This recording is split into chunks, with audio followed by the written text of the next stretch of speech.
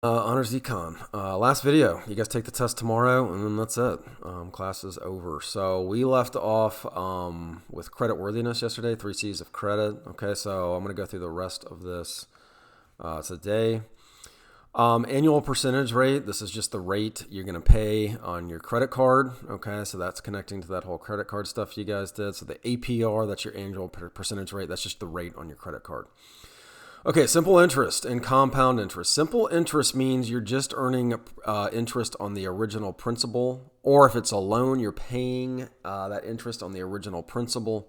You want simple interest for your loans. You do not want it for your investments. You would rather have compound interest on your investments where you earn interest on the interest. You're going to end up with more money if you have something earning compound interest than if you earn simple interest. Compound interest you do not want on your loans.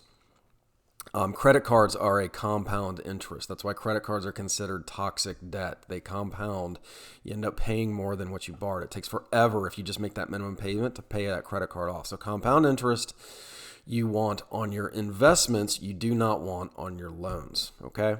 A fixed interest rate means just for the life of the loan. If you go get a car loan and you get it at 5% and you get it at 5 years, it's always going to be 5%. It's fixed.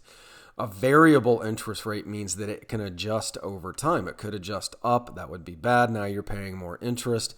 So in the future, to be a financially literate person, I highly suggest you get fixed interest rates on all of your loans. All right, you don't want variable interest rates.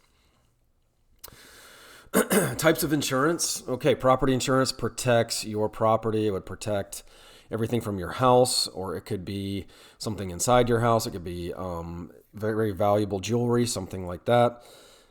Disability insurance, this covers you if you get hurt at work, or if you just simply get hurt in general and you cannot work. Disability insurance would provide that income to you. Auto insurance, you have to have auto insurance in the state of Georgia.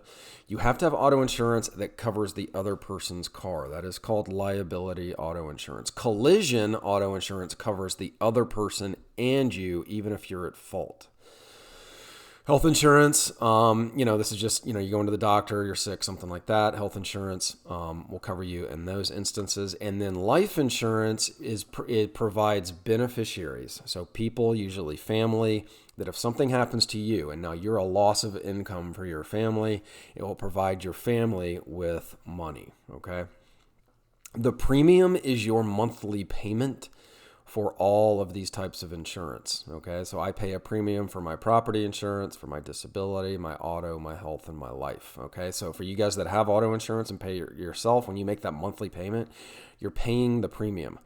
The deductible is what you have to pay in order for the insurance to then pay the rest.